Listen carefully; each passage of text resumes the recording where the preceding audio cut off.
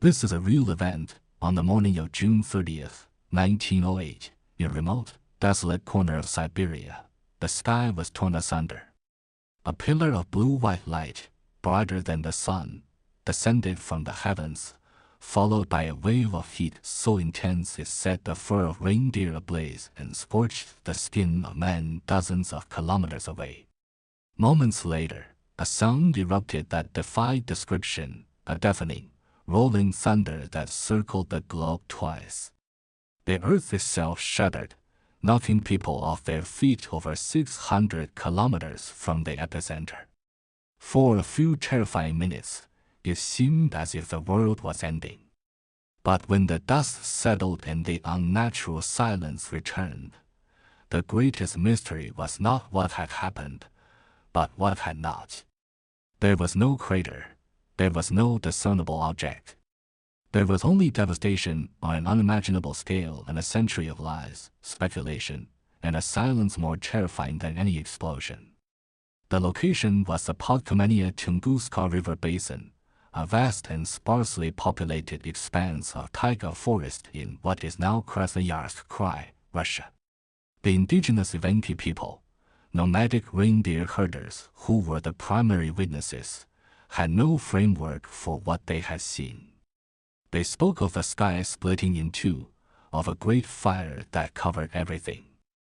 They called the event Agni, a word heavy with mythological dread, and for generations, they considered the area cursed, a place where the thunder god Agni had descended to smite the earth. Their shamans forbade anyone from approaching the blighted land, a prohibition that, combined with the region's extreme remoteness, would shroud the event in mystery for over a decade. The outside world registered the event not as a terrestrial catastrophe, but as a series of baffling scientific anomalies.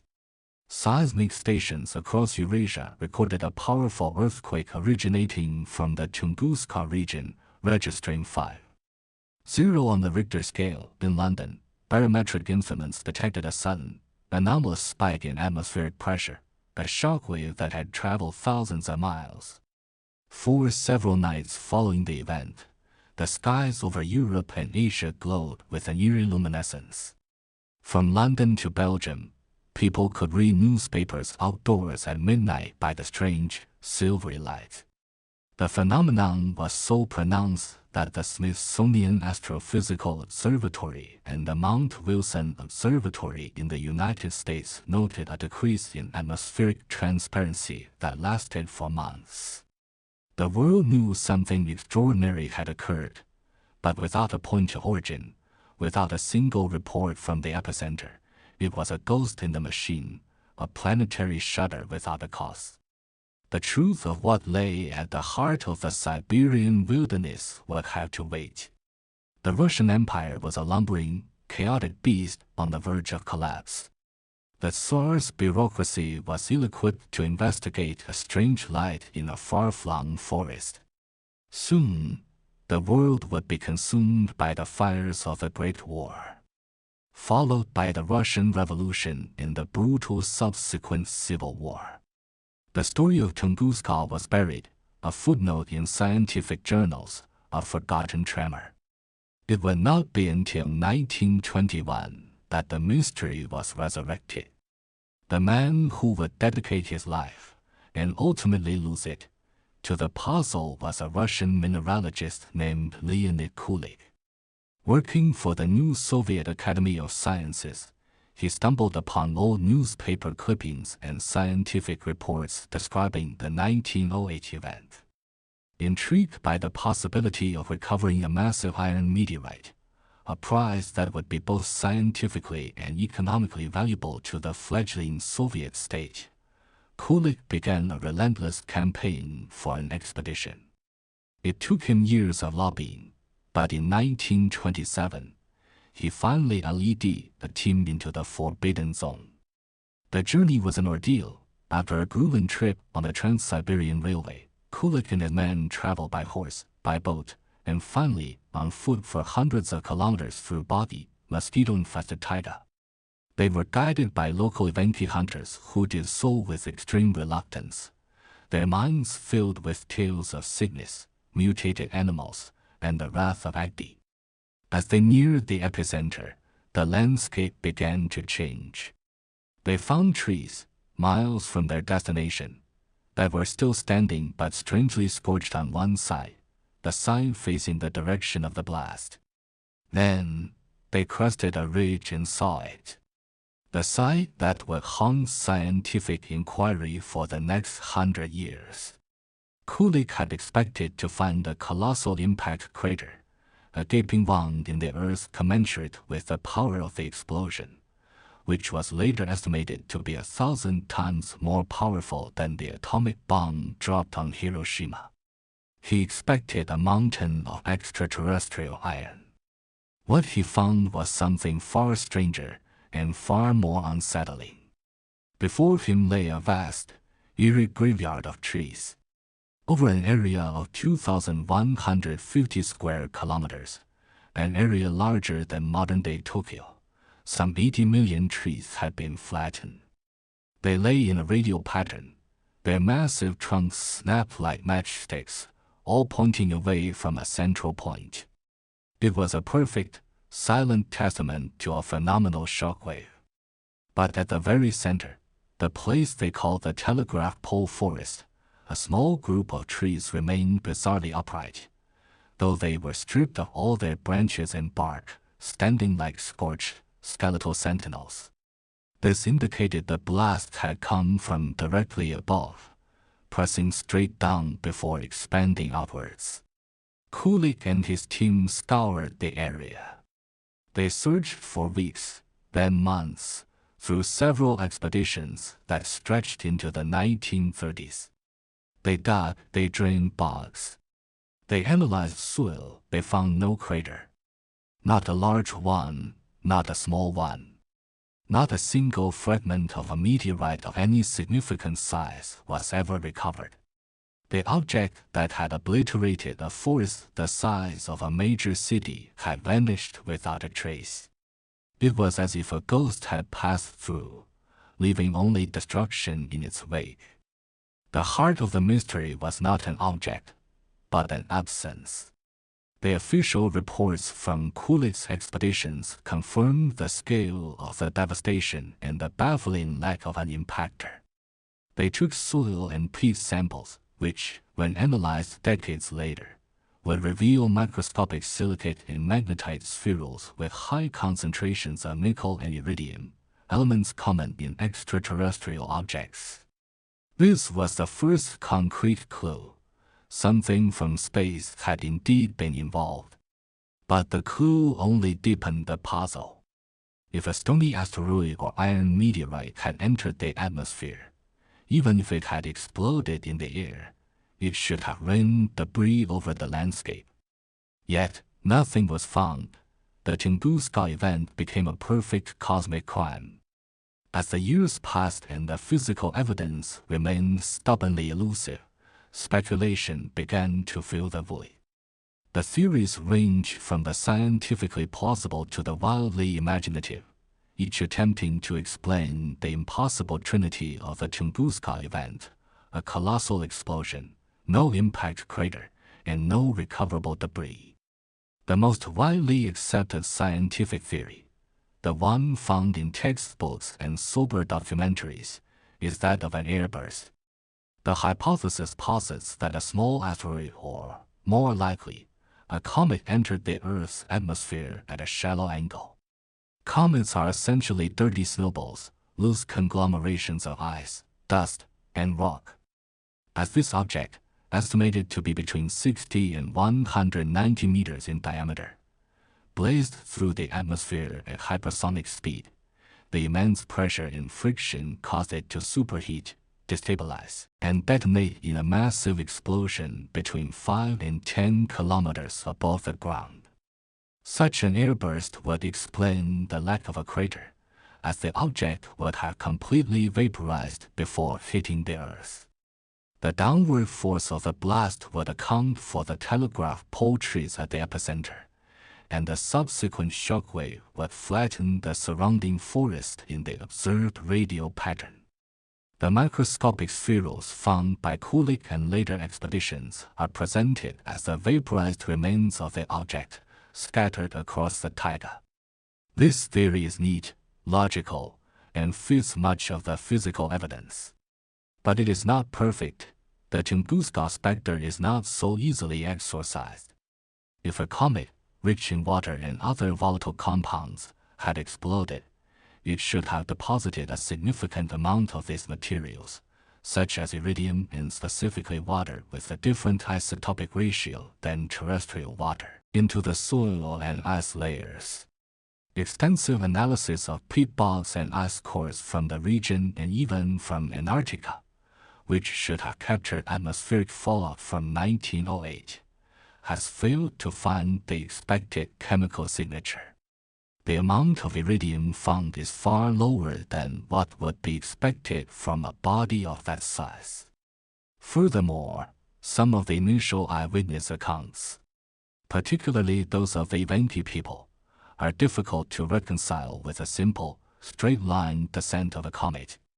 Several witnesses, interviewed years later, described the object as changing course, maneuvering in the sky before the final, cataclysmic explosion. While human memory is fallible, especially when recalling a traumatic event, the consistency of these reports among geographically separated groups is unsettling. This is where the door creaks open to more exotic and more disturbing possibilities. In 1973, two American physicists, Albert A. Jackson and Michael P. Ryan, proposed a truly mind-bending hypothesis. They suggested that the Earth had a fleeting, catastrophic encounter with a primordial black hole. A black hole no larger than a dust mote, but with the mass of a mountain, could have passed clean through the planet. It would not have left a traditional crater, but its passage through the atmosphere would have generated a cylindrical shockwave of superheated plasma, resulting in an explosion consistent with the Tunguska event. It would have entered in Siberia and, in a matter of minutes, exited on the other side of the world, in the North Atlantic. The theory is compelling in its elegance and its ability to explain the lack of debris. It is also utterly terrifying. The idea that such invisible, planet-killing objects might be silently drifting through the cosmos, their passage marked only by the sudden, inexplicable annihilation of whatever they touch, is the stuff of cosmic horror. While there is no evidence to support this, no corresponding disturbance was recorded in the North Atlantic. It remains a chilling mathematical possibility. Another fringe scientific theory points to an even more fundamental force of nature, antimatter. If a piece of antimatter, a mirror image of normal matter, were to strike our atmosphere, it would result in total annihilation. The object and equivalent mass of air would convert directly into energy with 100% efficiency, following Einstein's E等于mc平方. This would create a phenomenal explosion of pure energy, primarily in the form of gamma rays, leaving absolutely no physical residue behind. Like the black hole theory, it perfectly explains the absence of debris. But like the black hole theory, it is pure conjecture. There is no evidence that chunks of antimatter drift through our solar system, and an explosion of that nature would have produced a gamma ray signature so massive it should have been detectable, even with the instruments of the day, as a disruption in the Earth's magnetic field. No such signature was found. As the scientific explanations struggled with inconsistencies, other, more conspiratorial whispers grew louder. One of the most enduring and popular alternative theories revolves around the enigmatic genius, Nikola Tesla. At the time of the Tunguska event, Tesla was deep in his experiments with the wireless transmission of energy. His grand project was the Wardenclyffe Tower on Long Island, New York, a massive structure designed to pump electrical energy into the Earth's ionosphere, creating a global wireless system for communication and power. By 1908, the project was largely defunct due to lack of funding, but Tesla continued his research in private.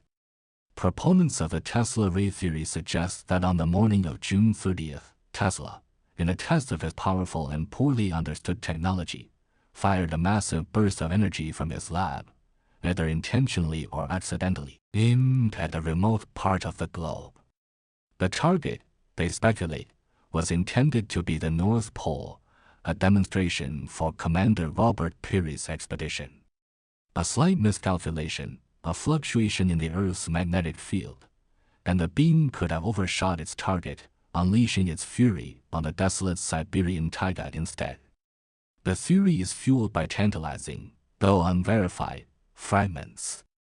Tesla was known to have made claims about creating death rays and weapons of immense power. He had reportedly requested maps of the least populated parts of Siberia from the U.S. government libraries in the years leading up to 1908. After the event, he was quoted as saying he could have split the Earth itself. Is it possible that one man's ambition, his Promethean desire to harness the very power of the gods, resulted in the single greatest explosion in recorded human history?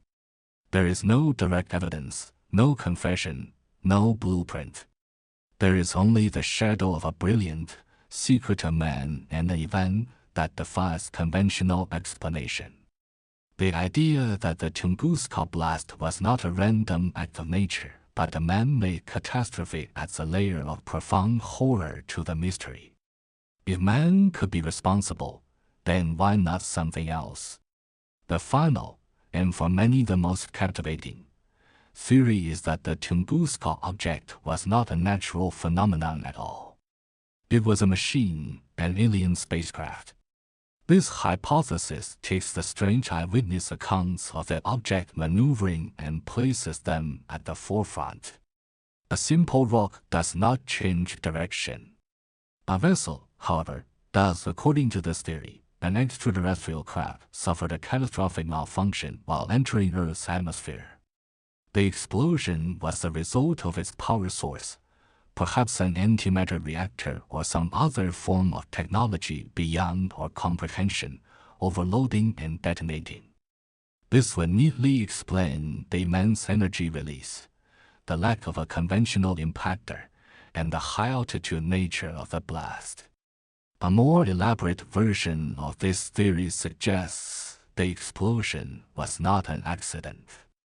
It posits that the alien pilots, realizing their craft was about to crash in a populated area, deliberately steered it to one of the most remote places on Earth and destroyed it to prevent their advanced and potentially dangerous technology from falling into human hands. It was an act of sacrifice, a final, desperate maneuver to protect a primitive world. This narrative has a powerful, almost mythological appeal. It has been bolstered over the years by unsubstantiated claims from amateur Russian UFO researchers who allege to have found strange metallic fragments and artifacts in the region, pieces of technology that defy terrestrial metallurgy. These claims have never been verified by mainstream science and are often dismissed as hoaxes, yet they persist, feeding the legend. The idea that our first confirmed contact with an extraterrestrial intelligence was not a greeting, but a self-immolating fireball over the Siberian wilderness, is a story laden with a chilling and profound sense of cosmic loneliness. For over a century, these theories have swirled around the silent, flattened forest. Science holds fast to the comet, a clean explanation that papers over the cracks are missing evidence. The fringes dream of black holes, death rays, and dying starships. But the taiga itself holds the final, stubborn truth. And the taiga is not what it once was. The forest has grown back, but it is different. Scientists studying the area have noted that the trees that have regrown in the blast zone exhibit a period of abnormally accelerated growth. The rings in trees that survived the blast show a marked increase in their growth rate in the years immediately following 1908, a phenomenon that has never been fully explained. Was it the result of some unknown radiation? A strange fertilization effect from the vaporized object, or something else? More unsettling are the reports of genetic mutations. Studies of pine needles and insect populations in the area have shown higher than normal rates of mutation. The effects are subtle, not the grotesque monsters of fiction, but a statistically significant deviation from the norm, a faint but persistent echo of the event written into the very DNA of the forest's inhabitants. The land is scarred not just physically, but genetically. The Evenki people still speak of it as a cursed place, a land that is somehow wrong. The central mystery remains untouched by time.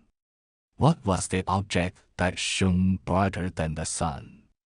Why did it disintegrate so completely, leaving behind only microscopic dust and a vast, silent ruin? Was it a random celestial visitor, a freak accident of physics, a miscalculation of human genius, or the final, desperate act of a visitor from another world? Every theory, from the most mundane to the most fantastic, leaves a question unanswered, a loose thread in the tapestry of the event. The scientists, the theorists, and the mystics can argue for another 100 years. But out in the vast, green wilderness of Siberia, the forest keeps its own counsel. The land remembers. The old Evenki shamans claimed that on certain nights, when the aurora stands and the air is still and cold, a strange hum can be felt rising from the ground at the epicenter. They say the air itself is heavy, that it holds its breath, waiting. Modern expeditions, equipped with sensitive magnetometers, have recorded persistent, localized magnetic anomalies in the soil at the heart of the blast zone, a lingering ghost in the earth that should not be there. The compass needles of those who walk the telegraph pole forest still, to this day, quiver and spin, searching for a north that was lost one summer morning, long ago. They are pointing not to a place, but to a question that hangs in the silent, watchful air of Tunguska.